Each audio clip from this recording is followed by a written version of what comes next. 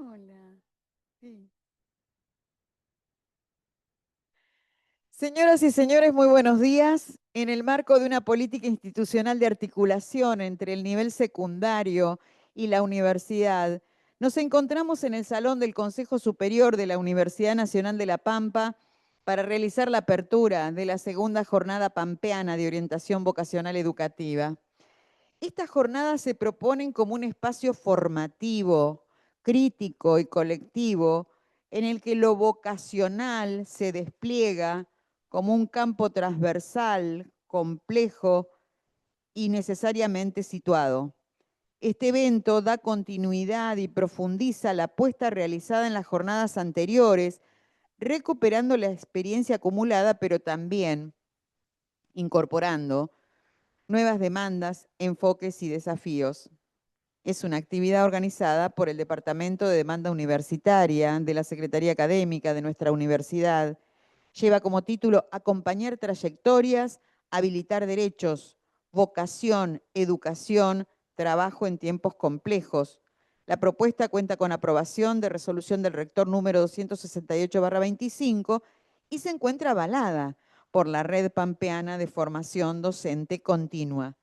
Va a presidir este acto de apertura el rector de la Universidad Nacional de La Pampa y presidente del Consejo Interuniversitario Nacional, especialista Oscar Daniel Alpa, anfitrión de la señora ministra de Educación del Gobierno de la provincia de La Pampa, profesora Marcela Freuchenberger, por la Universidad Nacional de La Pampa y en calidad de equipo organizador, la subsecretaria académica, magíster Patricia Farías, por el Ministerio de Educación del Gobierno de La Pampa, la directora general de Educación Secundaria, profesora Gabriela Moral, y la coordinadora pedagógica de políticas educativas, profesora Rocío Mora Souto. Agradecemos la presencia del subsecretario de Juventud, Rodrigo Drager. Agradecemos la presencia de la directora de Microemprendimientos y Micropymes, la contadora Alejandra Galán, del Ministerio de la Producción. Agradecemos la presencia de secretarias y secretarios del rectorado de la universidad. En plataforma nos acompaña la coordinadora del Programa de Accesibilidad y Discapacidad de la Universidad Nacional de La Pampa, la magíster Silvia Dubrovsky. Agradecemos la participación fundamentalmente de todas y todos en esta jornada, que sin duda constituirá un espacio, no solo de intercambio, sino también de reflexión y construcción de nuevos desafíos. Nuestro agradecimiento se extiende especialmente a integrantes de la Universidad Nacional de Río Negro, de la Universidad Nacional del Comahue, de la Universidad Nacional de Hurlingham, de la Universidad Nacional de San Luis, quienes nos acompañan desde General Roca, Hurlingham, Neuquén, San Luis y desde distintas localidades del interior de nuestra provincia. A continuación, hace uso de la palabra la señora ministra de Educación del Gobierno de La Pampa, profesora Marcela Freuchenberger. Muy buenos días a todos y todas.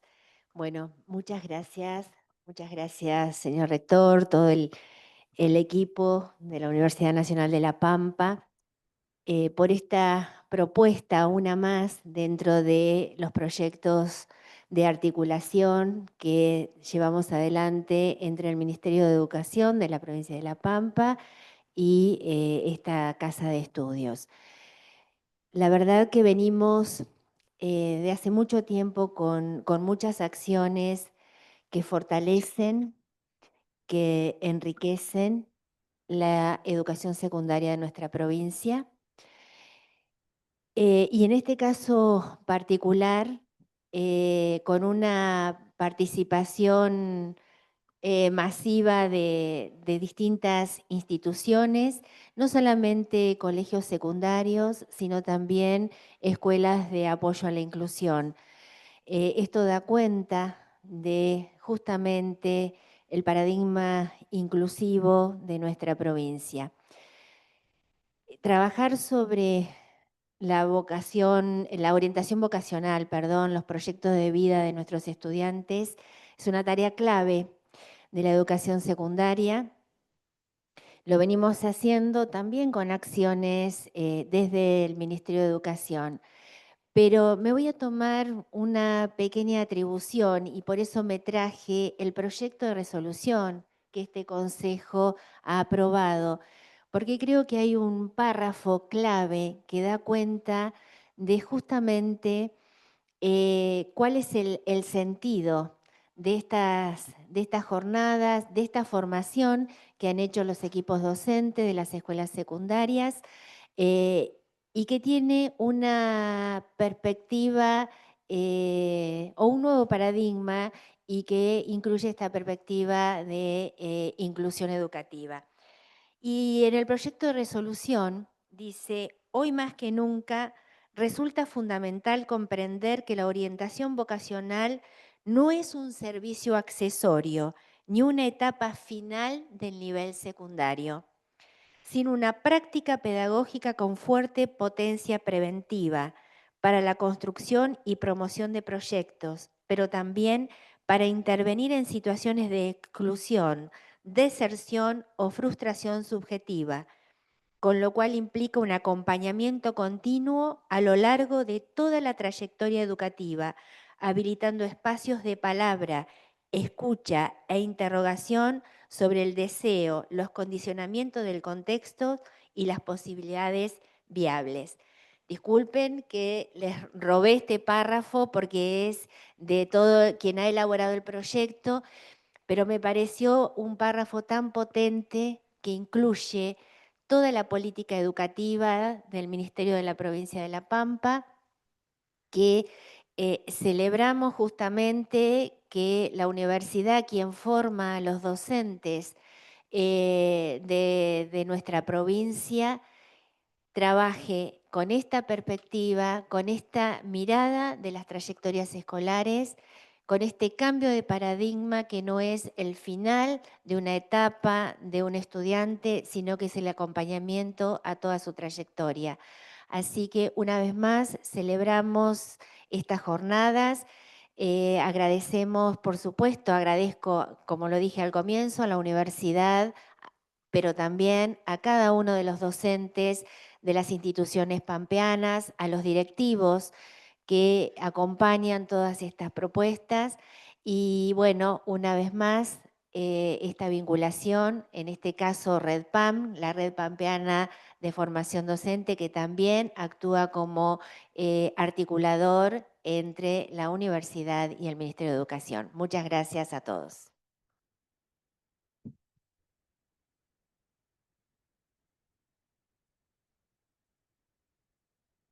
Muchas de las acciones de las que se dará cuenta en el desarrollo de esta segunda jornada pampeana de orientación vocacional educativa tienen como fundamento el vínculo de la universidad con las instituciones a través de, por supuesto, firma de distintos tipos de convenios. Por eso nos acompaña también en la presidencia de este acto de apertura el secretario del Consejo Superior de Relaciones Institucionales de nuestra universidad, el abogado Sebastián País Rojo. Seguidamente invitamos a escuchar la palabra del rector de la Universidad Nacional de La Pampa, Oscar Daniel Alpa. Bueno, muchas gracias. Muy buen día a todos y a todas. Saludar a la ministra Feuerberger. Tenemos a Marcela Feuer, para quienes nos conocemos nosotros. Tenemos a nuestra asesora legal Cecilia Freidenberger y tenemos a nuestro diputado nacional Ariel Rauschenberger, a quien también le mando saludos, pero bueno, queríamos salvar estas cuestiones, así que desde ya muchas gracias. Y más que invitada, esta es también la casa de todo el Ministerio de Educación, es conjunta, la Universidad de La Pampa, somos parte de esta, como decía la ministra, de una continuidad en la formación, en las definiciones, así que más que invitados o anfitriones, acá estamos todos en la casa donde tenemos que seguir pensando las políticas educativas y en eso resalto lo que venimos diciendo más de una vez, ¿no? El trabajo conjunto, porque acá no es un ministerio, una universidad nacional y a su vez agradecer a otras universidades nacionales que también están acá acompañándonos y que en la investigación y en el trabajo conjunto también venimos trabajando en esta red que es tan fundamental en estos momentos donde yo creo que todo el sistema educativo, la intervención del Estado se pone en discusión.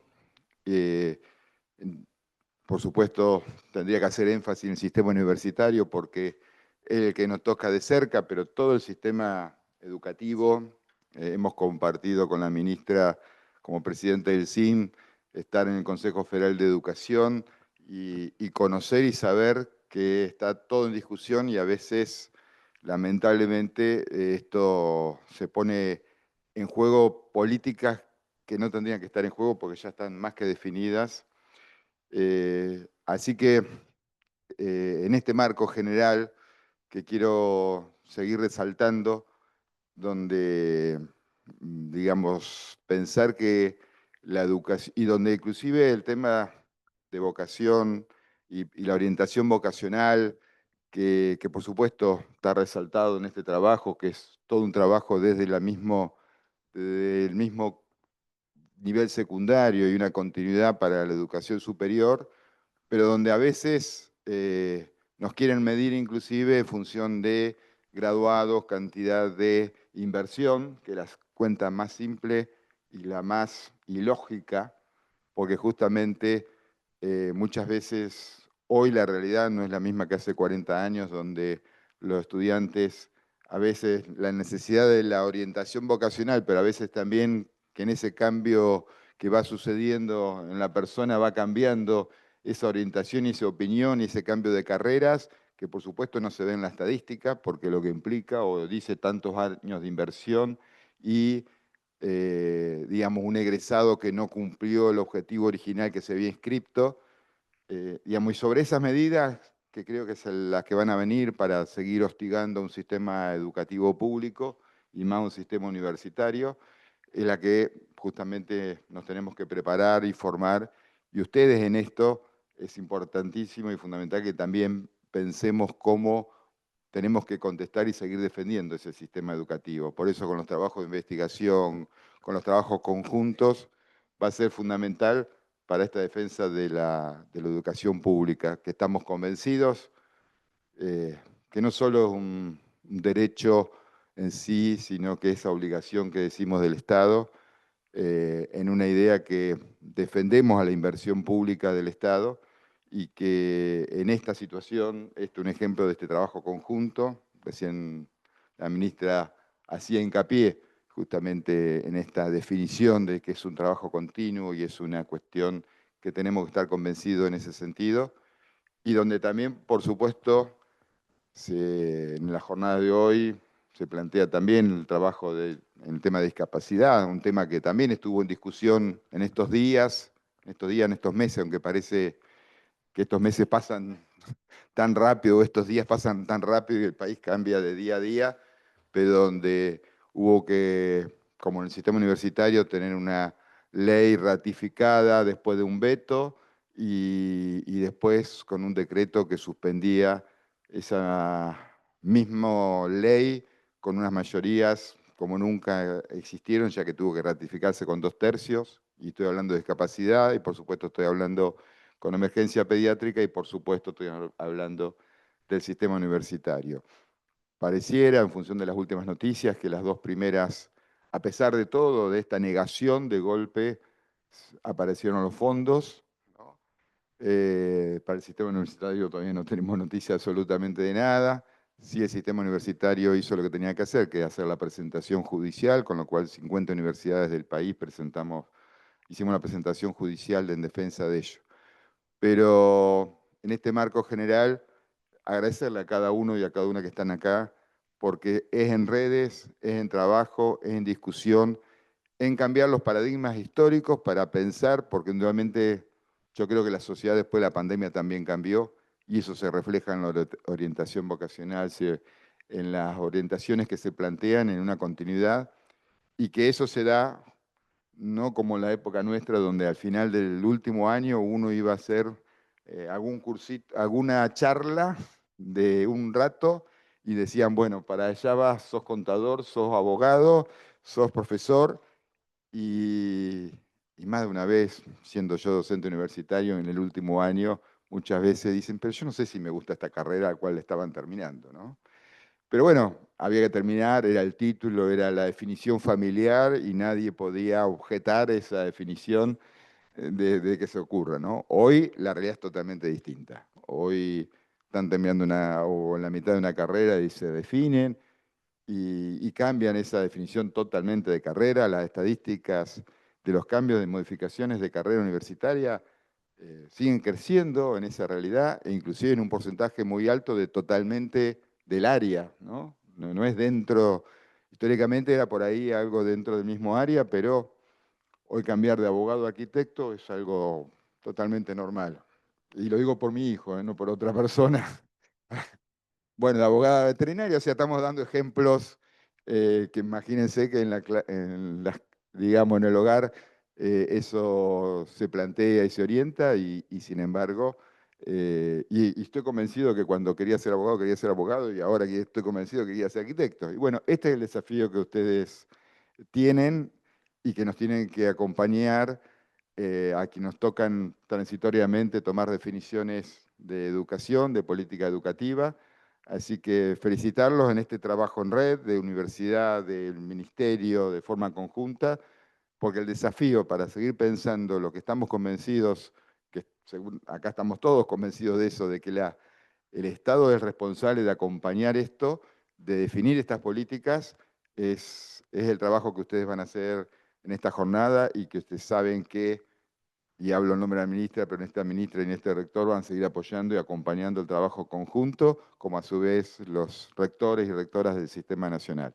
Felicitaciones por todo este desafío, por estar acá y a disposición y a seguir trabajando y defendiendo nuestra educación pública y nuestra universidad pública. Muchas gracias.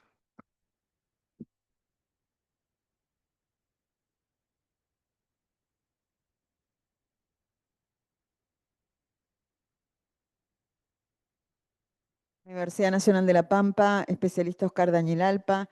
Agradecemos la presencia de las autoridades, los invitamos a tomar ubicación en la primer fila o continuar con sus respectivas agendas para ya pasar directamente a la conferencia inaugural que se desarrolla en el marco de esta segunda jornada pampeana de orientación vocacional educativa. La conferencia inaugural es acompañar trayectorias, habilitar derechos, vocación, educación y trabajo en tiempos complejos. Está a cargo del magíster Sergio Rascovan. Rascovan es licenciado en Psicología por la Universidad de Buenos Aires, es magíster en Salud Mental Comunitaria por la Universidad Nacional de Lanús, autor y coordinador general del Programa Nacional de Orientación Vocacional Dar Pie, Pensar, Intercambiar, Elegir, del Ministerio Nacional de Educación de Argentina en los años 2014-2015. Actualmente integra el Consejo Académico de la Carrera de Especialización en Orientación Vocacional Educativa en la Universidad Nacional de 3 de Febrero, en la UNTREF. A lo largo de su trayectoria se desempeñó como presidente, vicepresidente y secretario científico de la Asociación de Profesionales de la Orientación de la República Argentina, la APORA, en diferentes periodos y es miembro del Consejo Editorial Internacional de la Revista Mexicana de Orientación, la REMO. Entre sus publicaciones más destacadas se encuentran Orientación Vocacional con sujetos vulnerabilizados, experiencias sociocomunitarias en los bordes, Noveduc 2018, la orientación vocacional como experiencia subjetivante, PAI2 2016, Imágenes ocupacionales 2019-2007-1993, del cual es autor y compilador. En su labor profesional ejerce la clínica psicoanalítica con jóvenes y adultos, la atención en orientación vocacional y el asesoramiento a ministerios e instituciones educativas de salud y dirige Punto Seguido, un espacio de intercambio y formación en salud y educación. Recientemente ha publicado el libro Elegir con, sin angustia, tiranías de época y orientación vocacional, de Editorial Noveduc, donde reflexiona críticamente sobre las condiciones contemporáneas de las elecciones vocacionales y las tiranías, esto entrecomillado, que las atraviesan. de la elección, del mérito, de la felicidad, del rendimiento, algorítmica, del tiempo, del mercado, tiranías que demandan obediencia, aunque motorizadas a través de la seducción y sin coacción. Magíster Sergio Rascovan, buen día, su tiempo, gracias. Bueno, muchas gracias, buenos días. Un gusto para mí estar aquí compartiendo con colegas, docentes, preocupados por la situación que bien describieron las autoridades, tanto la ministra como el rector de la universidad, en tiempos complejos, dice el título de la jornada. Y aunque complejos vienen siendo los tiempos hace tiempo, por lo menos los que nos dedicamos a estos temas venimos advirtiendo la complejidad de nuestros tiempos, al mismo tiempo podríamos decir que la complejidad de hoy es diferente, ¿no? Porque lo que está amenazada, asediada, es justamente la educación pública, y decir esto es también decir el destino propio de nuestro Estado y de la población en su conjunto. Entonces, este rato que vamos a compartir hoy a la mañana es justamente para intentar pensar sobre nuestra responsabilidad en este acompañamiento de trayectorias,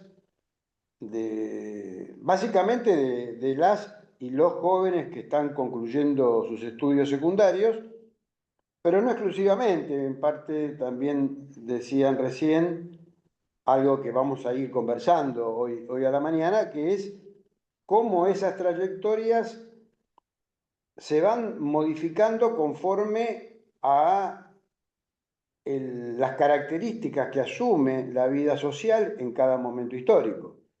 Es decir, una de las primeras aproximaciones que podríamos decir es que estas problemáticas sobre las que nosotros venimos trabajando y que podríamos calificar como problemáticas vocacionales, siempre es un problema, y voy a tratar después de decir en parte por qué, porque la palabra vocación hace rato que nos viene complicando, pero digamos, sin entrar en esa disquisición, por lo menos desde este momento, decir que son esas problemáticas que tenemos los seres humanos para elegir qué hacer en la vida. Digamos, esta problemática es una problemática que surge con los estados-nación, con el desarrollo de un capitalismo industrial, y que da la posibilidad de elegir qué hacer. Y por supuesto de construir recorridos de vida a partir de lo que vamos eligiendo, que tienen algo de esa sinuosidad de la que hablaba recién el rector, y que forma parte ya no de una anomalía, sino del reconocimiento de formas de establecer esos recorridos en función de ciertas coordenadas sociales que en algún sentido propician que los recorridos tengan algo de esa discontinuidad o sinuosidad bien diferente a las problemáticas de otro tiempo, donde lo que dominaba era justamente la linealidad, el recorrido más esperable, más ordenado, más previsible y también más progresivo, digámoslo. El aspecto aspiracional de una vida mejor en términos materiales y simbólicos era una expectativa, pero una expectativa que pudo ser cumplida en algún momento del desarrollo de estos tiempos de capitalismo, pero que justamente hace ya muchos años, y yo diría que todos los que estamos aquí, formamos parte de una generación de profesionales donde estas formas de pensar estas problemáticas son bien diferentes. Con lo cual, lo que quiero señalar es que hay un pensamiento heredado de la orientación vocacional de un escenario que ya no es. Y que entonces, desde hace mucho tiempo, no solamente esta coyuntura tan trágica, tan cruel, que estamos viviendo en este tiempo, en este último tiempo, sino en general, estamos hablando de los últimos 40, 50 años de una orientación vocacional, de una práctica de acompañamiento a los sujetos que está dominada por el fenómeno de la exclusión social como un rasgo que ha caracterizado este pasaje de un capitalismo industrial, donde el centro y el eje de la vida social tenía que ver con el trabajo y con los derechos sociales asociados con el trabajo, respecto a este capitalismo que devino financiero, donde el trabajo pierde centralidad y produce un fenómeno digo, masivo de exclusión de grandes sectores de la población. Este aspecto es un aspecto que interpela nuestra práctica sin duda alguna. Y creo que lo que peor podría ocurrir es que los que nos dedicamos a estos temas sigamos reproduciendo una forma de pensar y de hacer que corresponda a un escenario social que ya no existe. Ese es el desafío que hace años tenemos nosotros, de cómo construir categorías conceptuales que permita pensar sobre este campo de problemáticas y no repetir aquellas categorías que estaban instituidas, como por ejemplo la vocación, como por ejemplo la identidad vocacional, una idea tan fuerte que muchos colegas se sigue repitiendo como si eso fuera posible. Y la discusión respecto, por ejemplo, de la identidad vocacional tiene que ver con un costado conceptual de la discusión acerca de la identidad y su componente imaginario, digamos, pero también con las condiciones de época. Digamos, ¿es posible pensarnos con esa identidad? ¿O acaso una práctica que lleve a promover identidades no tendría una cualidad que yo podría calificar de iatrogénica? En el sentido que allí donde ejercemos una práctica para tratar de generar condiciones más saludables, terminamos enfermando, entre comillas, en el sentido de generar problemas allí donde no los hay.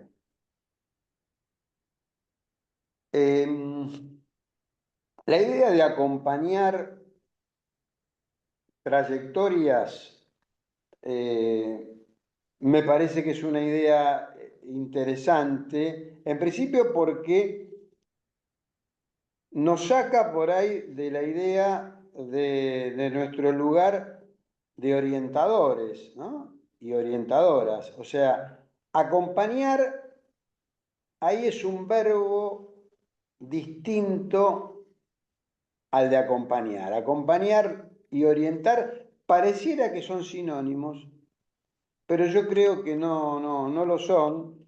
Y en algún sentido, hace rato, muchos de los que están ahí, por ahí vienen siguiendo algunas de las ideas que venimos compartiendo, la idea de evitar colocarnos en un lugar de orientadores y orientadoras, en el sentido de, yo diría, de cierta humildad intelectual, en el sentido, ¿quién podría hoy arrogarse la idea de poder orientar a alguien en un mundo que se presenta tan complejo, tan caótico, tan incierto? Porque de alguna manera, si algo tiene también esta etapa de la vida social, es que la incertidumbre se ha ubicado en un lugar de absoluta centralidad con mucha dificultad para poder pensar en términos de un futuro relativamente esperable. Entonces, bueno, es ahí donde yo invito más a colocarnos en un lugar de desorientadores que orientadores. En el sentido de poner ahí algo así como pensar que la orientación no es una causa, sino es el efecto de lo que hacemos al acompañar.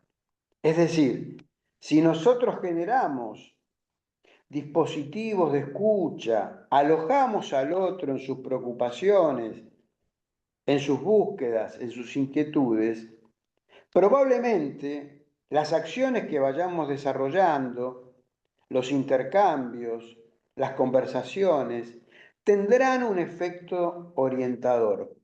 Pero creo que es bien distinto proponernos orientar que generar condiciones para que el otro se oriente, el otro, la otra, ¿no es cierto?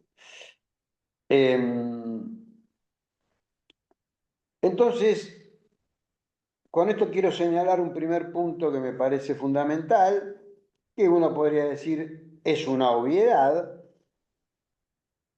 que estas problemáticas de elegir qué hacer y construir recorridos, itinerarios, trayectorias de vida, estas problemáticas tienen dos caras de una misma moneda. Es decir, son irreductibles a lo social o a lo singular.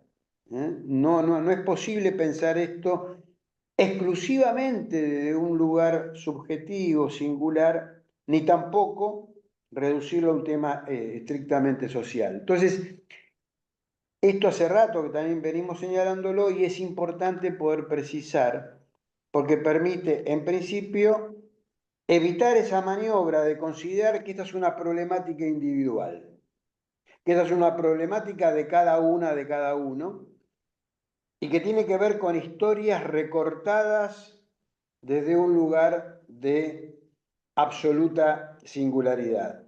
Entonces es poner en ese juego, es poner la subjetividad como entrama de lo social y poder pensarnos en estas, digamos, estos tres registros de la subjetividad que tiene que ver con los aspectos que podríamos calificar como aquellos que hacen a la condición humana, y entonces los aspectos universales de la condición humana, pero también los aspectos particulares de esa condición que tiene que ver con las condiciones de época. No es lo mismo vivir hoy, en estos tiempos, vamos a situar solamente la inteligencia artificial, que ya vamos a desarrollar a lo largo de este rato, el impacto que tiene en la constitución subjetiva, que quiero decir, en las formas que tenemos cada uno de nosotros de organizar nuestra existencia alrededor de ese aspecto, ampliaremos.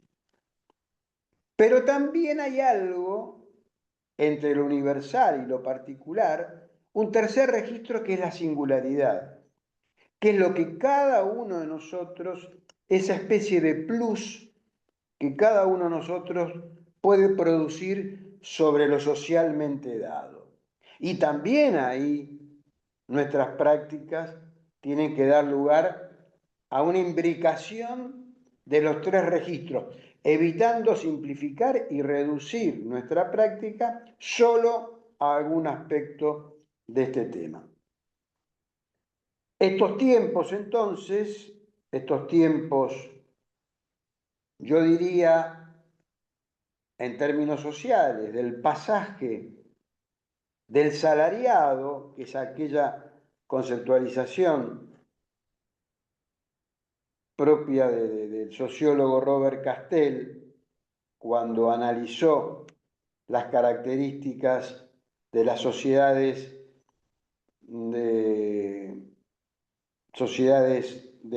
digamos, de pleno empleo, sociedades salariales, como él las llamaba, donde el salario no era solo la retribución por un trabajo, sino que generó todo lo que aquí hemos conocido, a partir de mediados del siglo pasado, ¿no? Con todos los derechos hoy asediados, que no fueron regalados, que no fueron otorgados como un beneficio, sino que fueron producto de grandes luchas, rebeldías y de gobiernos populares que lo colocaron en un lugar de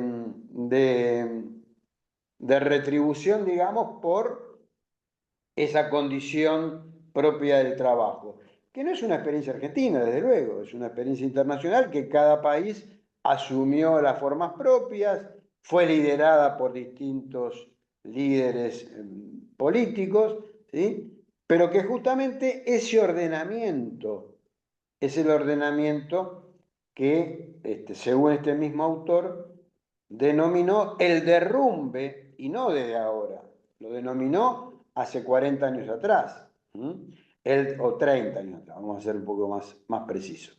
Si a partir de los 90, Castel habla del derrumbe de la condición salarial. Y aparece lo que podríamos llamar, allí donde estuvo el salariado, aparece el precariado como una nueva conceptualización para pensar el lugar del trabajo en nuestros tiempos. Tiempos de tiranía, decíamos en el encabezamiento de esta charla, tiempos de tiranía que, como bien lo anunciaron, son tiranías muy particulares, tiranías que oprimen, que dominan de una forma bastante particular a otras épocas. Allí donde la lógica represiva, disciplinaria, controladora de los cuerpos, producía sometimiento, las formas tiránicas de estos tiempos son bien diferentes.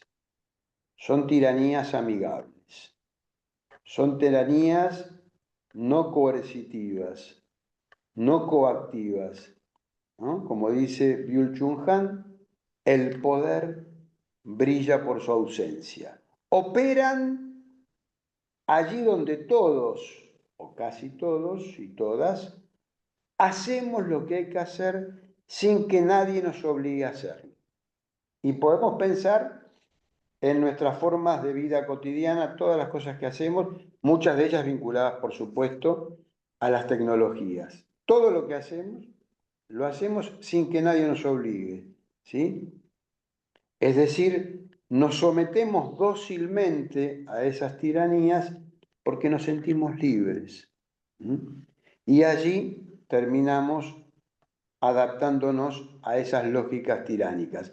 Podríamos decir aquí, entre los colegas, que una de las tiranías bien heredada es la tiranía de la vocación, ¿no? Pensar que hay que vivir con una vocación, que todos tenemos que tener una vocación. Y por supuesto, decía al principio, la crítica a la idea de la vocación tiene que ver con un tema social, pero también con la idea de pensar que cómo podríamos hablar de la vocación si consideráramos al sujeto humano, como un sujeto de la falta, desde el psicoanálisis, ¿no es cierto? El sujeto de la falta, el sujeto del inconsciente, en el sentido que el inconsciente nos produce más allá de lo que nosotros querramos. ¿Sí? Y cómo pensar la vocación como algo que podemos tener y encontrar si somos sujetos de deseo. Y el sujeto de deseo es justamente el sujeto que busca un objeto de satisfacción que nunca llega. O sea, el deseo es un deseo sin objeto, se dice desde el psicoanálisis. Entonces, si nosotros pensamos la vocación bajo la dinámica del deseo, no podríamos nunca decir que hay vocación, porque es como la utopía para Galeano. Caminamos 2 pasos, la utopía se corre 2 pasos. ¿Sí? Es como la lógica del horizonte, como alguna vez la metáfora, digo, del horizonte, como alguna vez propuse, ¿no?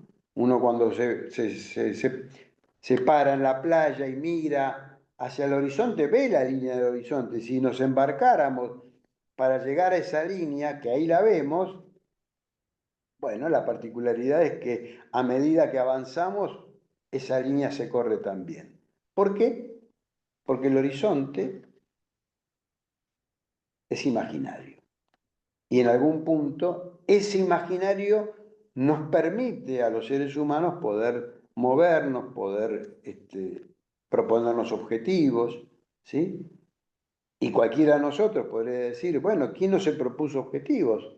¿No? Por ejemplo, terminar una carrera universitaria y la satisfacción de llegar a ese objetivo. O sea, no se niega la satisfacción. Lo que decimos ahí es que una vez que obtenemos satisfacción por encontrar algo que venimos buscando, inmediatamente, más tarde, más temprano, aparece nuestra condición de sujetos deseantes.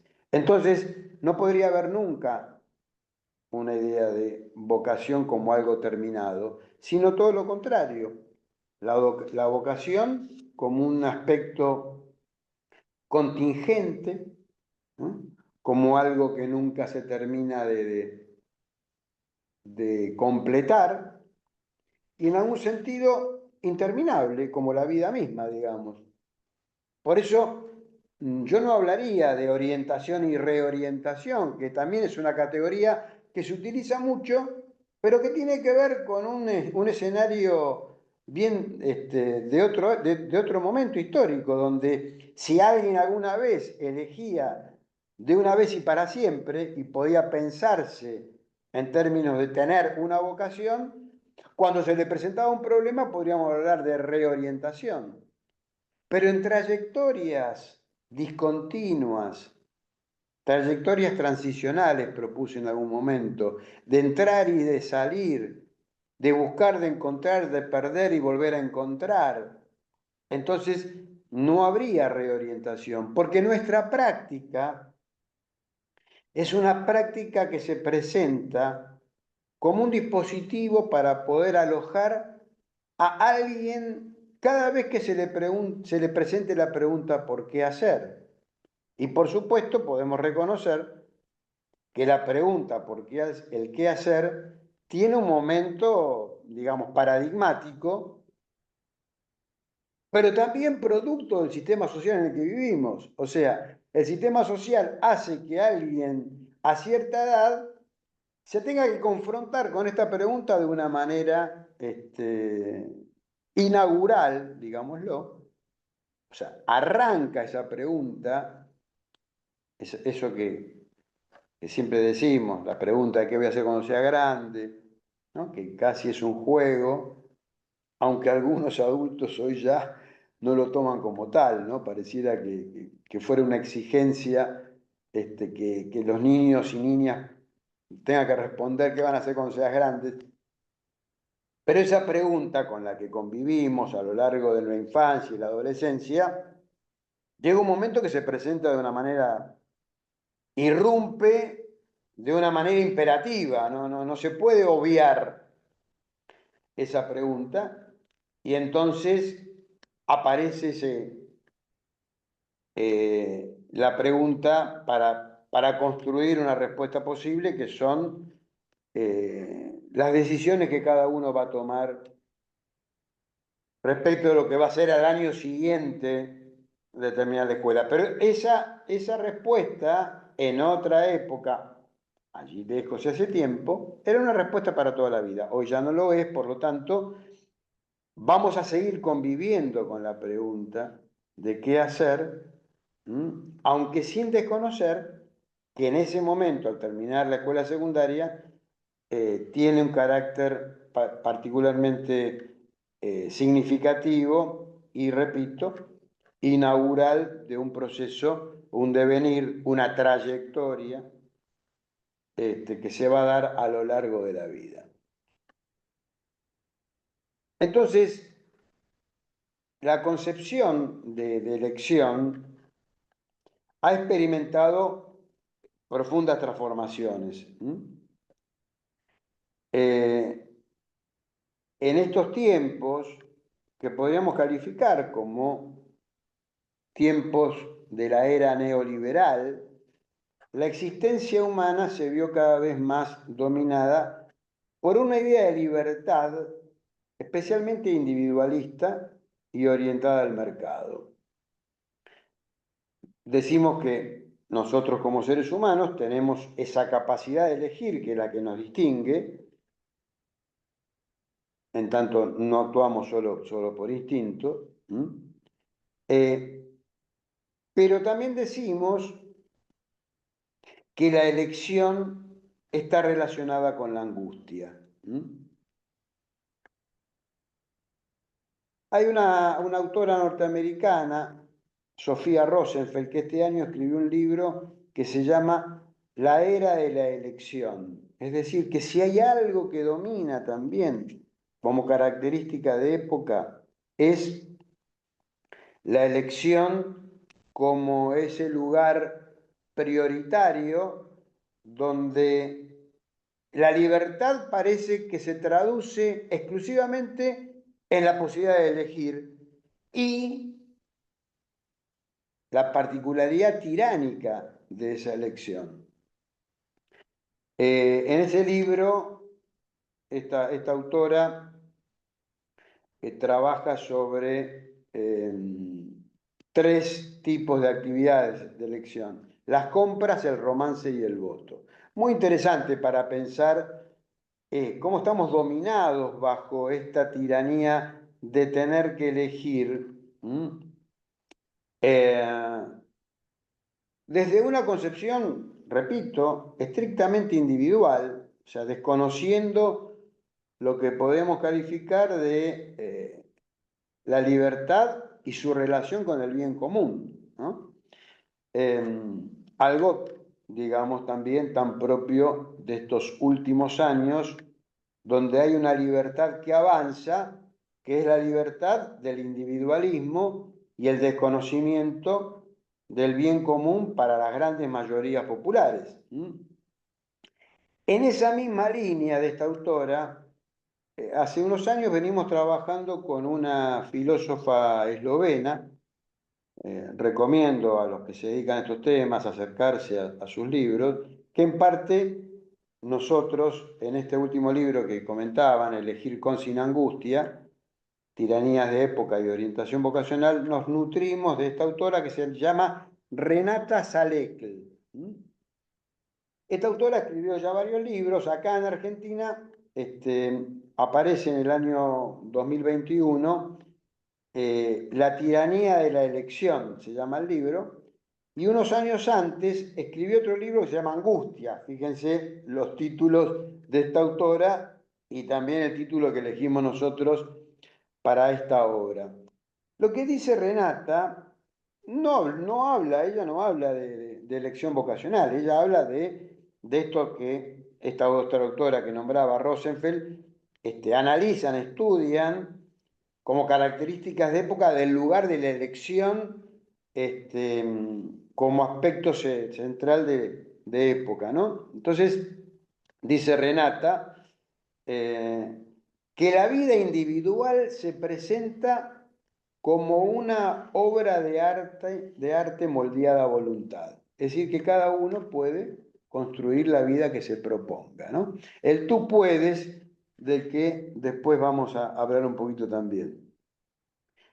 Y dice, ¿no? Leo textual: en las últimas décadas, la teoría de la elección racional se ha convertido en una de esas ideas tiránicas en el mundo desarrollado. La misma presupone que las personas piensan antes de actuar y que siempre buscarán maximizar los beneficios y minimizar los costos de cualquier situación. Y agrega, el psicoanálisis ha demostrado que las personas a menudo se comportan de maneras que no maximizan su placer y minimizan su dolor, y que a veces disfrutan de un extraño placer, goce, podríamos decir, que no maximizan su placer y minimizan su dolor, y que a veces disfrutan, de un extraño placer de actuar en contra de su propio bienestar.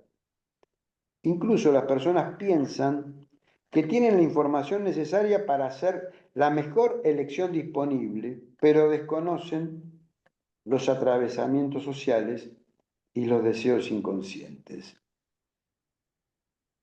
¿Los seres humanos somos libres de elegir entonces? Me pregunto. Y podremos decir que esa libertad es una libertad condicionada. Pero que hay algo de esa libertad que es lo que Kierkegaard, ese filósofo existencialista, habló del vértigo de la libertad, ¿no? Una experiencia fundamental que surge de la conciencia de la infinitud de posibilidades y de la responsabilidad de elegir nuestro propio destino en la vida. De este modo, la presencia de la angustia, como vértigo de libertad, como mareo, es un afecto tan humano que podríamos decir que la condición humana y la angustia son parte de lo mismo.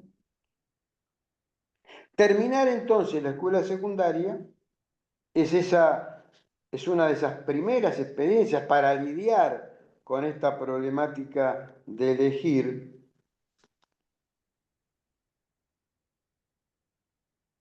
Y el aumento de la angustia en esta etapa de finalización de la escuela secundaria se produce en un momento donde proliferan cantidad de propuestas para mitigar esa angustia, para combatir la angustia.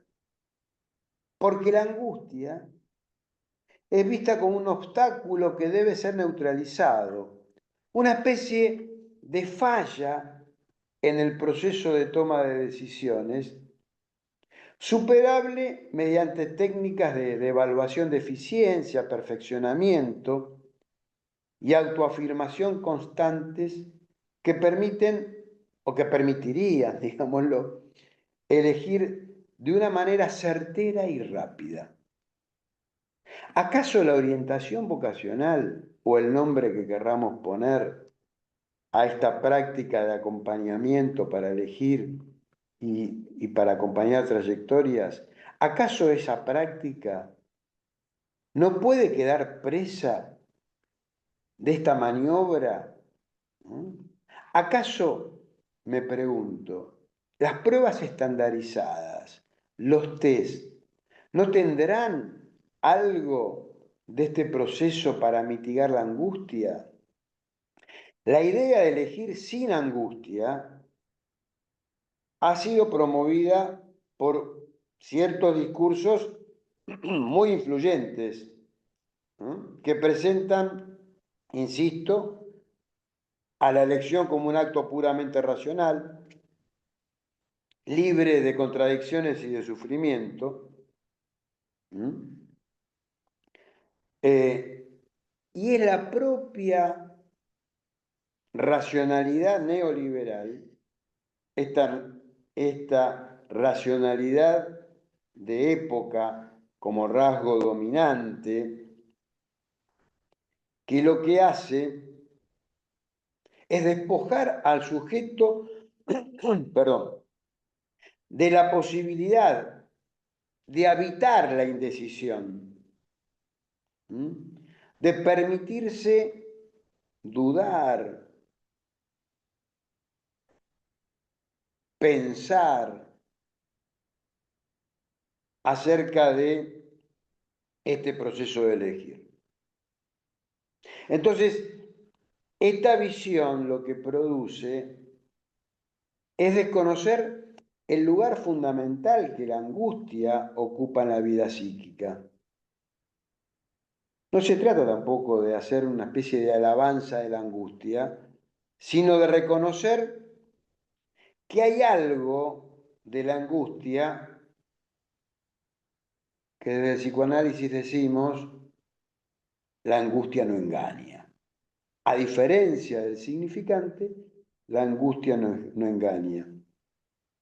O sea, que lejos de ser un obstáculo, la angustia funciona como un dispositivo de problematización subjetiva, un estado que permite interrogar el sentido de las propias elecciones y reconocer nuestra implicación singular en el proceso y el acto de elegir. O sea, repito, la angustia opera como una brújula que orienta al sujeto en relación con el deseo y con el mundo. Y en ese sentido, si algo podemos hacer nosotros, como profesionales de la escucha, es alojar la angustia y es evitar que el sujeto viva ese proceso como un proceso patológico y que se permita decir, allí pasa algo sobre lo que podría pensar y sentir también al mismo tiempo que puedo estar en un espacio con otro y con otros, si es un espacio grupal, donde algo de eso pueda ser intentado descifrar, intentando encontrar un sentido en el sinsentido que aparentemente la angustia tiene. Tenemos que decir también que lo que produce más angustia está asociado a la relación del sujeto con el otro. El otro, con mayúsculas, lo obliga a enfrentarse con la pregunta, ¿quién soy yo? Y concomitantemente, ¿quién soy yo para el otro? ¿Y qué quiere el otro de mí? De este modo, la angustia no solo nos confronta con nuestra propia existencia, sino también desnuda la opacidad del deseo inconsciente y la relación de nosotros mismos con nuestro propio ser. Es decir, cuando decimos que el deseo es el deseo del otro, es una frase típica, casi un eslogan, que estamos intentando, digamos, desarmarlo. Lo que estamos sosteniendo es que ese deseo singular, el que sentimos que es nuestro deseo propio, lo que yo quiero, no es tan propio. Que ese deseo se constituye en la relación con los deseos de los otros, buscando reconocimiento en los otros y buscando un lugar en el campo simbólico del otro, con mayúsculas, y ese otro sería las normas, el lenguaje, las expectativas sociales. Ese otro en realidad es el mundo humano al que todos llegamos cuando nacemos. Entonces, no deseamos simplemente objetos, sino que deseamos ser deseados por el otro, lo que nos lleva muchas veces a desear lo que el otro desea que desee. Y ese aspecto estructural de la condición humana es lo que permite al capitalismo montar la gran maniobra que organiza el mercado. Desear lo que el mercado desea que yo desee.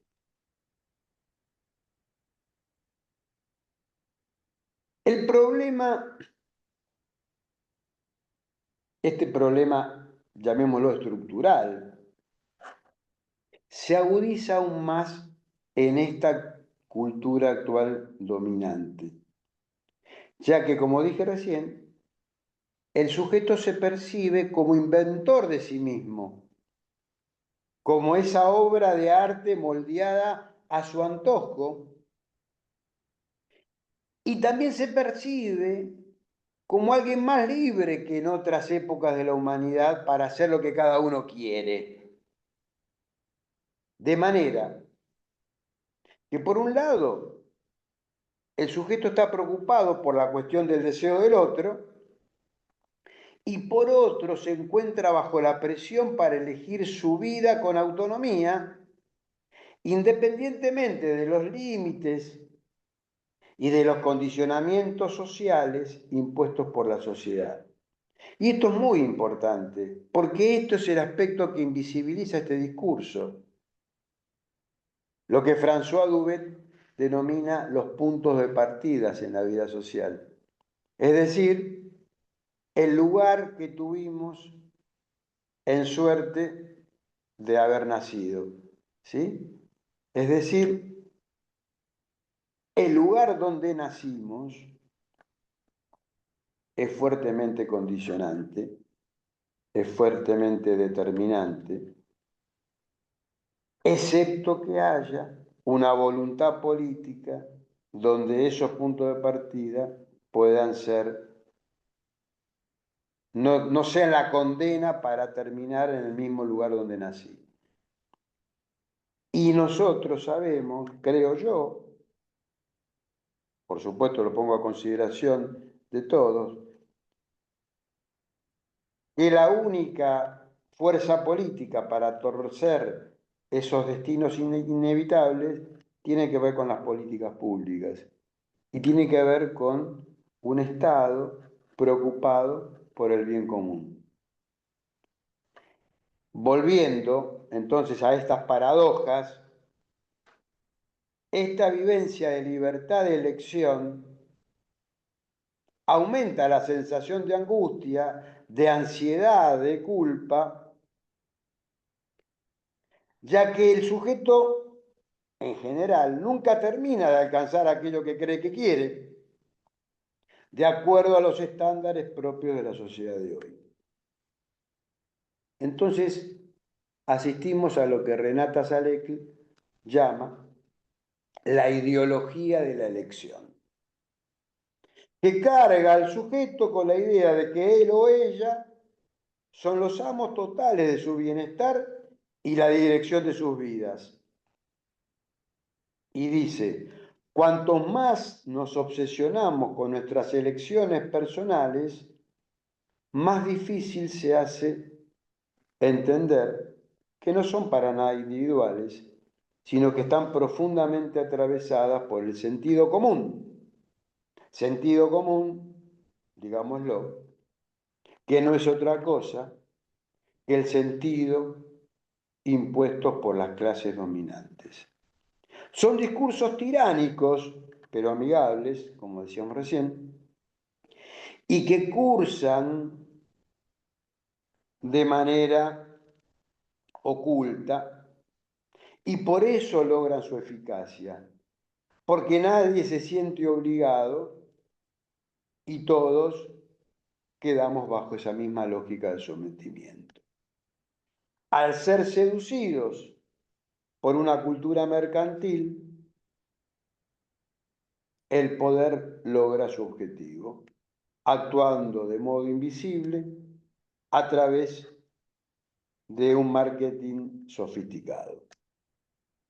Volvamos un poco sobre el tema de los jóvenes que terminan la escuela y que se enfrentan con la pregunta, ¿qué voy a hacer el año que viene? Algunos todavía siguen diciendo, ¿qué voy a hacer el resto de mi vida? Porque también muchos heredan estas ideas, a pesar de que ya hace años que la idea de pensar una actividad para el resto de la vida es realmente imposible. Hay quienes transitan este tiempo con la expectativa de obtener una certeza sobre su elección. Es así que podemos escuchar, todos los que estamos trabajando en el tema, expresiones tales como quiero elegir lo que verdaderamente me gusta, como si hubiera una verdad respecto a eso. No quiero equivocarme, quiero saber qué es lo correcto.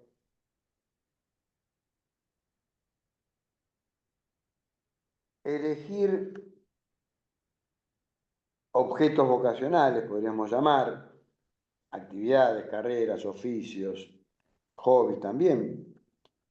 Es decir, aquí lo vocacional sería sinónimo de qué hacer, ¿no? Pero, por supuesto, en ese qué hacer, trabajar y estudiar, tenemos claro que son aspectos centrales de la vida, ¿sí? Siempre este momento de elegir tiene que ver con el no todo, ¿sí? Es decir, que hay algo del hecho de elegir que es lidiar con la falta. Y son las distintas formas que lidiamos con la falta, ¿no?, que producen configuraciones subjetivas variadas, ¿no?, más obsesivas, más histéricas, más fóbicas, ¿no?, de lidiar con aquello que podríamos decir, con aquello que no cierra.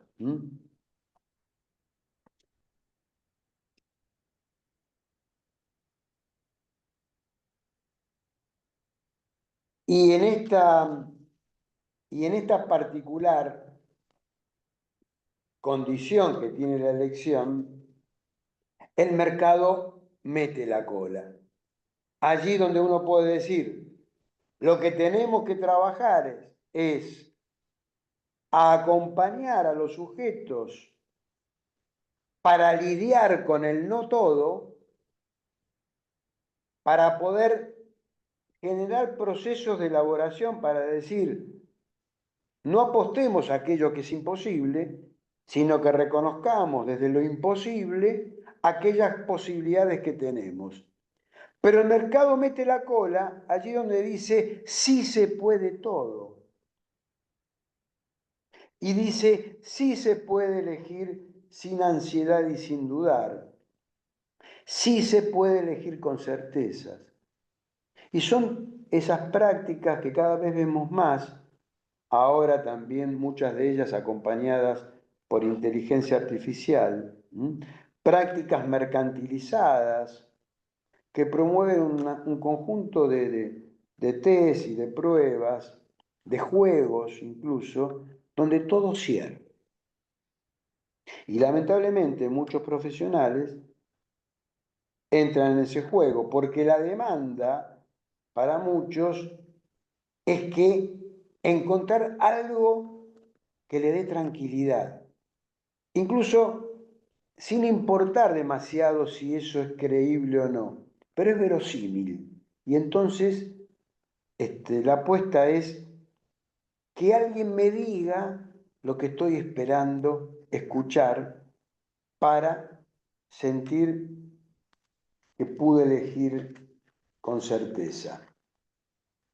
Bueno, son las psicologías positivas que muchos de nosotros escuchamos, son esos discursos esperanzadores, motivadores, ¿no?, que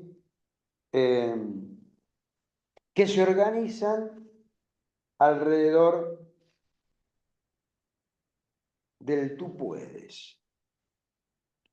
Es decir, con esfuerzo, con voluntad, con energía, tú puedes lograr lo que te propongas. Y la maniobra, de algún modo, se consuma en la idea que si alguien pudo lograr lo que quiso, porque siempre habrá alguien que pueda lograrlo, todos y todas podremos hacerlo. Es decir, todo se reduce a la voluntad individual. Esa es la maniobra más paradigmática, creo yo, de este discurso de época, ¿sí? Y esa maniobra sostiene el discurso meritocrático. Hay un autor estadounidense también que trabaja sobre otra tiranía. Hablamos de la tiranía de la vocación, hablamos de la tiranía de la elección, Y Michael Sandel escribe un libro en el año 2020, filósofo estadounidense de la Universidad de Harvard, escribe un libro, se llama La tiranía del mérito, y se pregunta, ¿qué salió mal? No solo con la pandemia, sino en la vida cívica. ¿Cómo llegamos a este momento tan polarizado y hostil? Y dice, en estos tiempos se ha profundizado la brecha entre ganadores y perdedores, que contaminó la vida política y nos dividió. La división tiene que ver en gran parte con la desigualdad, pero también con la actitud de los ganadores y perdedores. Los que alcanzaron la cima se han creído que obtuvieron su éxito por cuenta propia como medida de su mérito, mientras que los que perdieron se culpan a sí mismos.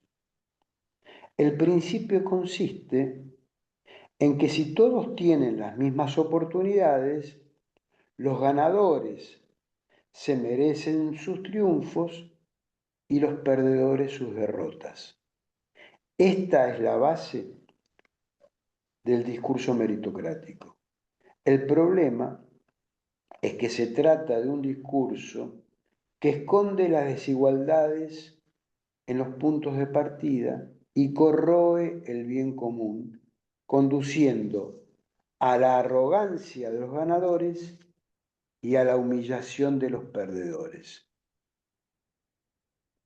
Es decir, el sujeto se siente responsable de los fracasos en esta maniobra de descontextualizar su condición de sujeto en trama en la vida social. El tú puedes carga al sujeto con su absoluta responsabilidad. Es la otra tiranía, que es la tiranía del rendimiento y de la optimización total de la vida. ¿Sí? Allí donde la explotación era un rasgo de época en el capitalismo industrial, la autoexplotación es el rasgo de época de esta época neoliberal.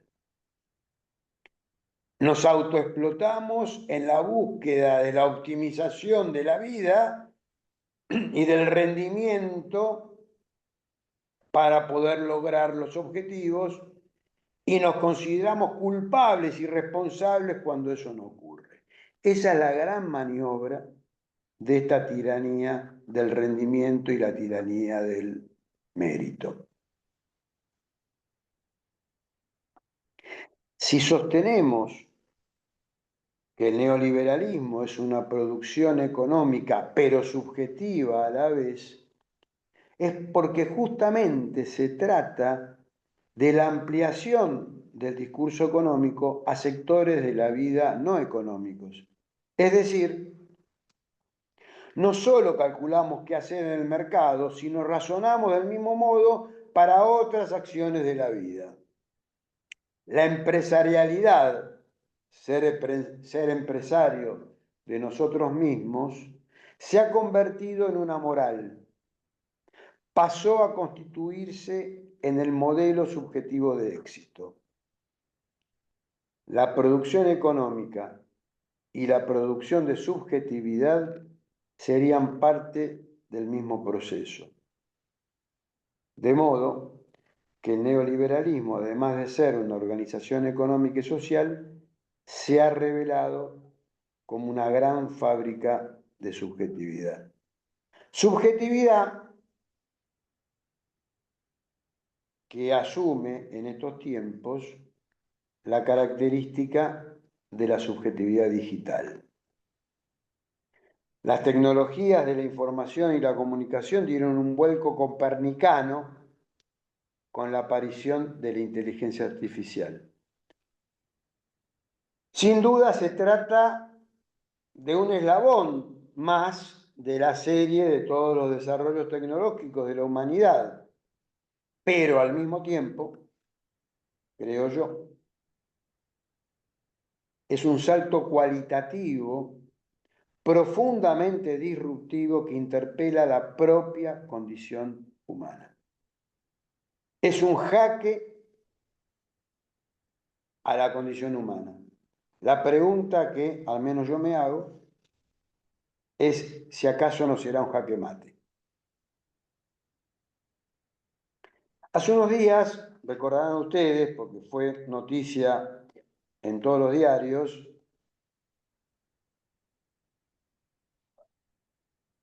hubo propuestas, hubo grandes protestas que terminaron muy mal, con muchísimos muertos, en un pequeño país asiático, en Nepal, porque las autoridades habían prohibido a distintas aplicaciones, ¿no? YouTube, Facebook, Instagram, LinkedIn, ¿no? El argumento de esas autoridades era que estas empresas no habían registrado, no habían regulado su actividad, y las grandes protestas fueron encabezadas por los jóvenes, la llamada generación Z. Esto de las generaciones y las letras merecería otro aspecto. Pero bueno, terminó muy mal, se incendiaron los edificios del Estado, hubo más de 50 muertos, ¿no?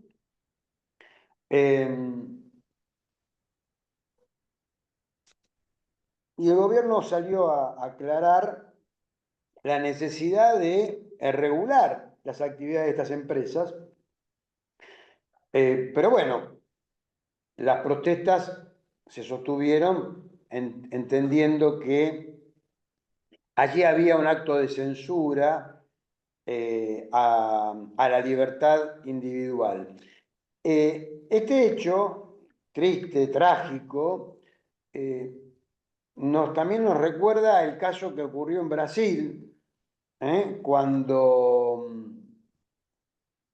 un juez ordenó a ex Twitter, a suspender sus actividades por un reiterado incumplimiento de órdenes judiciales, ya que Elon Musk, el dueño, se negaba a bloquear perfiles de distintas personas que habían participado en el ataque al Congreso, al Palacio Planalto, cuando asumió Lula como presidente. Estos dos ejemplos que traigo es para plantear el rol de las nuevas tecnologías y su relación con el bien común, y por lo tanto con las políticas públicas y la tensión y tirantez de estas empresas que podríamos llamar aquellas que algunos autores han denominado el tecnofeudalismo, o sea, esta etapa del desarrollo en donde hay algunas pocas corporaciones que podríamos decir dominan el planeta y tienen de alguna manera bajo sometimiento a los propios gobiernos que gestionan los estados nacionales. Tal es la situación que han aparecido, probablemente muchos de ustedes lo han leído, distintas advertencias, e incluso de gente que ha participado como ingenieros, como desarrolladores de esta tecnología, haciendo una profunda advertencia respecto de los riesgos que tiene lo que podríamos calificar el uso irrestricto de estas tecnologías. Geoffrey Hinton, conocido como el padre de la inteligencia artificial, renunció en el año 2023 al puesto que tenía como vicepresidente de Google, justamente alertando sobre lo que se estaba haciendo con la inteligencia artificial generativa y los riesgos que esta herramienta puede provocar en los distintos aspectos de la vida social.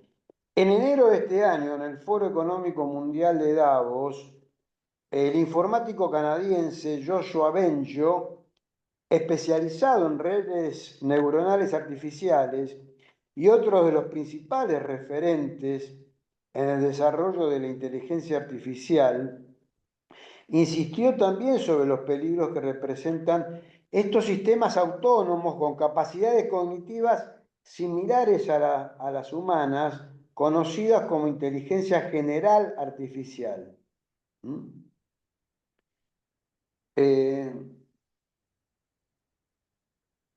Más recientemente apareció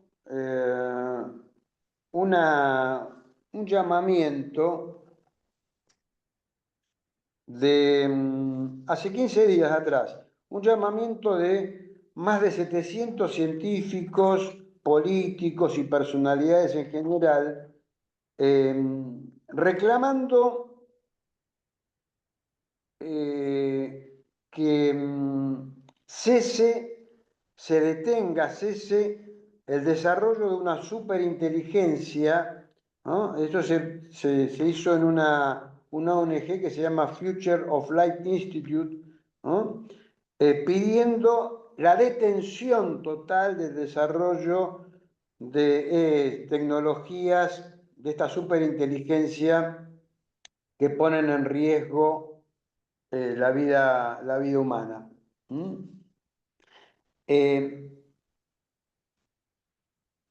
Y esto me lleva a recordar una autora, socióloga, también norteamericana. Hoy estoy con los norteamericanos.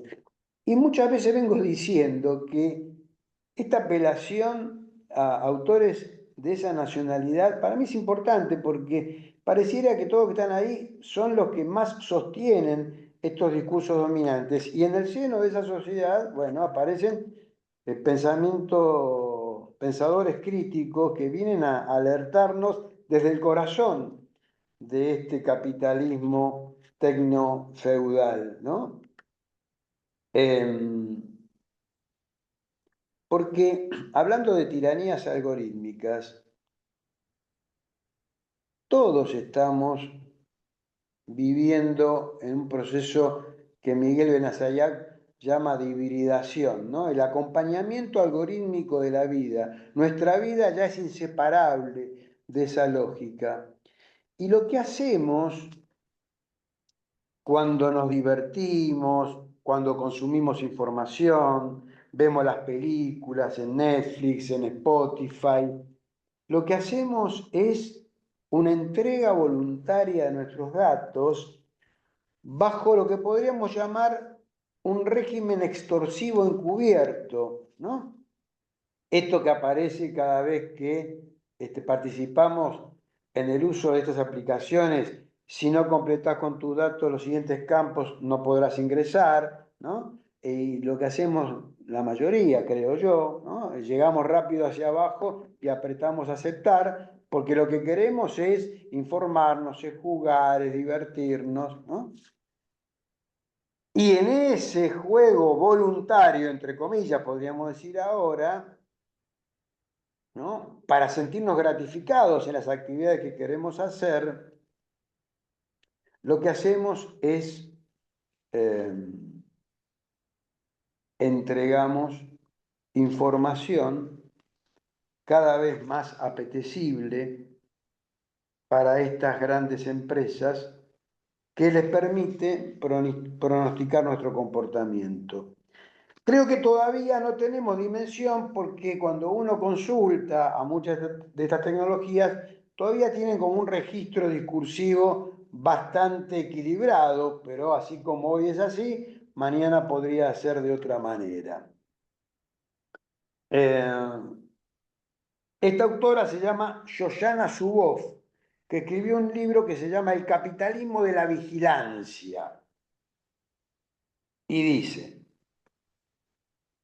el capitalismo de vigilancia se basa en la usurpación de derechos que siempre hemos considerado esenciales para vivir una vida libre, individual y moderna.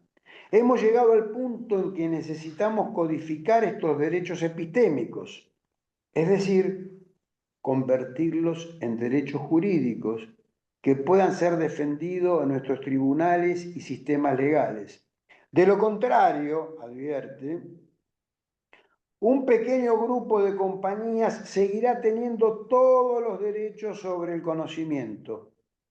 Nos están arrebatando la idea de que las personas podemos elegir cómo se gobierna, con qué valores e ideales, con qué aspiraciones y derechos y bajo qué leyes. Los futuros que ofrecen el capitalismo de la vigilancia y la democracia no son compatibles. Estos dos órdenes institucionales están en duelo a muerte. Ambos no pueden coexistir. Nos toca decidir cuál decidirá ganar. Y eso es lo que me preocupa tanto. Bueno, evidentemente, la advertencia que produce este capitalismo de la vigilancia, la propuesta, digo, que hace esta autora, es detener la extracción masiva y silenciosa de datos personales y decretarla ilícita. Por eso habla de transformarlo en derechos epistémicos, ¿no? Es decir, porque considera que esta extracción es de cualquier punto de vista moral, político, económico, injusta y malintencionada. Se trata, lisa y llanamente, dice, de un robo. Su propuesta entonces es detener la extracción masiva, que permitiría que miles de compañías puedan ingresar al mundo digital y terminar con el monopolio de unas pocas corporaciones que se adueñaron del mundo. Y siguiendo con las norteamericanas, hay una autora, Wendy Brown, que escribió un libro que se llama El pueblo sin atributos, ¿no? Y dice, el capitalismo no solo venció al comunismo, también está derrotando a la democracia. Bueno, estos son los grandes desafíos de época, y en este clima de época,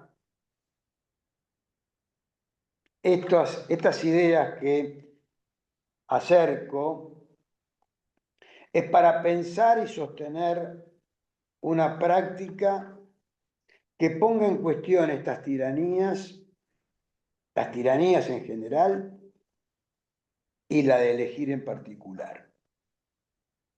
Una práctica que en sus diferentes tipos de intervención, volvamos a decirlo, en nuestro campo tenemos la intervención psicológica, que es la que se produce cuando nos consultan en nuestros consultorios, en los hospitales, en centros de salud, en instituciones varias. El dispositivo que armamos es justamente para alojar esta inquietud, esta pregunta acerca de qué hacer, pero eso no es el único dispositivo.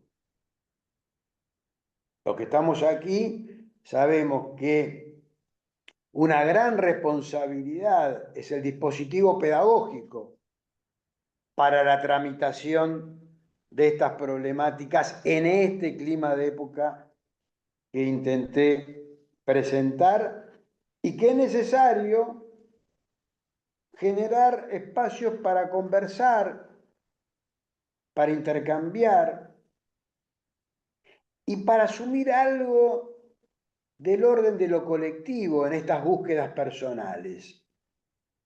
Y esa es la intervención pedagógica.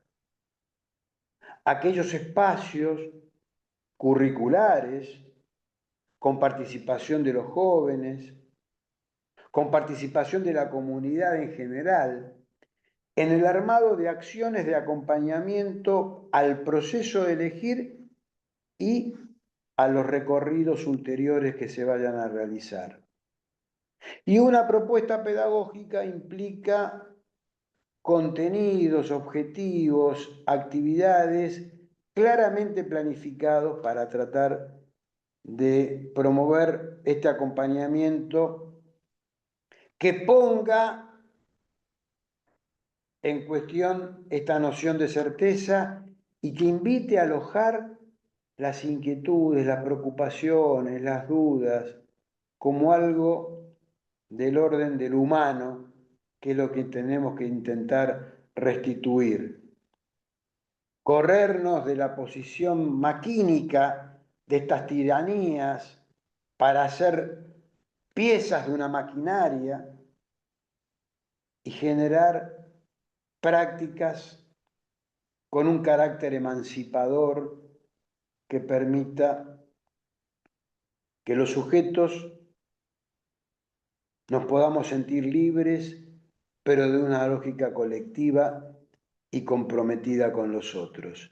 Y por supuesto, hablando de intervenciones, no solo la intervención que hacemos cuando nos consultan, de esta intervención privilegiada que es la intervención pedagógica en las instituciones educativas, sino también lo que hemos llamado hace años la intervención sociocomunitaria, que es aquella donde donde está dedicada a los sujetos vulnerabilizados, expulsados, los sujetos descartados por el sistema social, que no nos consultan ni que tampoco están en las instituciones y que hay que ir a buscarlos. Es la intervención sociocomunitaria, la que forma parte hoy de esta trilogía de formas de intervención para poner nuestra práctica en ese lugar de defensa del bien común, de una lógica colectiva y de un carácter emancipador. Tengo algunos datos de la última investigación realizada por la Asociación de Profesionales de la Orientación de la República Argentina, que coordinó la magíster Vanina Darayo junto con Lucía Ruiz, Judith Spivak y Dora Bonanata, en escuelas, 50 escuelas de casi todas las localidades del país, en distintas localidades de casi todo el país, ahí digo bien, fueron casi 1.300 estudiantes, y lo que quiero simplemente traer para cerrar esta presentación y abrir a un intercambio, si fuera posible, decir que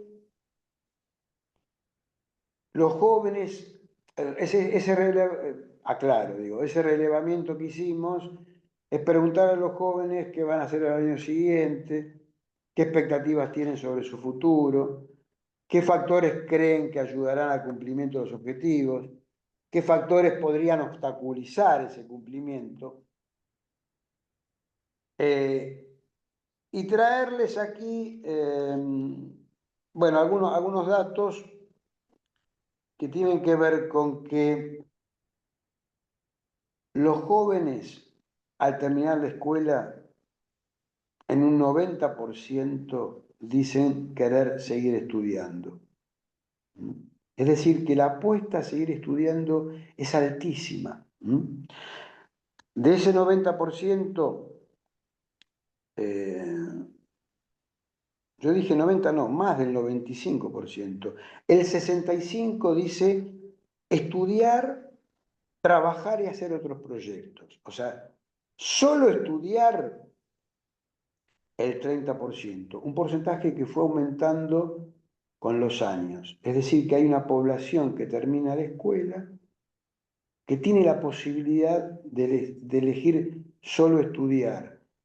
Y eso podría ser un porcentaje alentador, pero yo creo que no lo es, porque de lo que está hablando es que la población que termina la escuela, que dicho sea de paso, pertenece a familias cuyas madres en el 90% cursaron estudios secundarios completos, las mamás, y 80% de los papás. O sea que la población que estaría terminando la escuela secundaria es una población cuyos padres también la terminaron. Y esto no podría pensar a la inversa. ¿Qué pasa con los padres que no terminaron? Si acaso no son aquellos que abandonan, que sabemos que es un alto porcentaje. Pero quiero decir, el 65% dice estudiar, trabajar y hacer otros proyectos, el 30% solo estudiar y solo un 2% solo trabajar. De ese porcentaje que habla de querer seguir estudiando, y yo marco esto porque esto es responsabilidad también de las instituciones de nivel superior, en el sentido de aquellos proyectos de articulación. Recordemos que hace muchos años había muchos programas de acompañamiento en estos procesos de articulación. Porque por un lado tenemos una población con expectativa de seguir estudiando y por otro lado tenemos instituciones receptoras de esta población que necesitan también generar procesos de adecuación para alojar a los estudiantes en sus primeras experiencias. Otro dato importante, el 73% de los que dicen que van a estudiar, dicen querer hacerlo en el ámbito universitario. Y de ese porcentaje, el 75% en el ámbito público. Es decir, hay una gran apuesta a estudiar, hay una gran apuesta a estudiar en la universidad y hay una gran apuesta a estudiar en el ámbito público.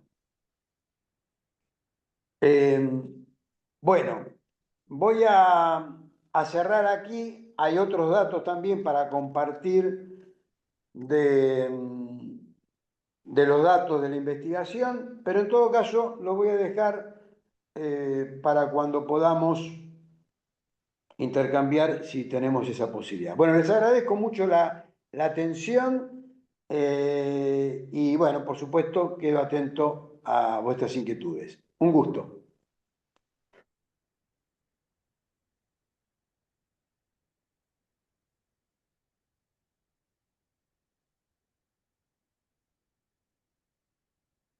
Gracias. Vamos a tratar de organizar unos minutos para las preguntas. Lamentablemente ya comienzan las mesas de trabajo. Agradecidos. La atención ha sido permanente, constante. Así que bueno, evidentemente debe dar lugar a seguir pensando muchas cuestiones. Quienes están presencialmente, les vamos a ir compartiendo el micrófono para hacer preguntas y nos organizaremos de quienes están de manera virtual, si pueden levantar la mano, así se habilita el audio.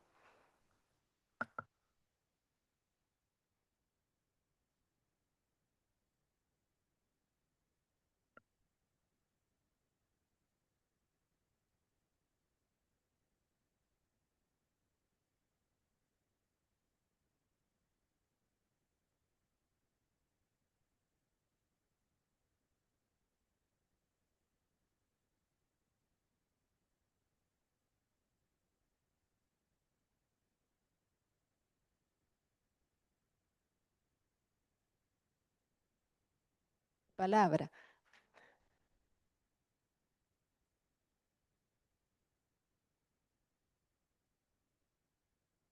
Bueno, por ahí podemos, Sergio, si te parece, hacer también la invitación la próxima actividad que va a ser con Miguel Benazayac, que por ahí puede ser un lugar donde seguir debatiendo estos temas. Así es, porque justamente Miguel Benazayac, que es un psicoanalista, filósofo, biólogo, reúne saberes varios viene trabajando sobre la inteligencia artificial, tiene algunos libros. Uno se llama La inteligencia artificial no piensa, el cerebro tampoco, y otro que se llama ¿Funcionamos o existimos?, que tiene que ver con esto que trataba de acercar, ¿no? de pensar la condición humana bajo la lógica del funcionamiento o la lógica de la existencia, ¿no? De donde siempre genera algún desacople. La actividad va a ser el lunes 24 de noviembre, que es feriado, a las 5 de la tarde. Va a ser un conversatorio con Miguel, distendido, como es él, el estilo que tiene.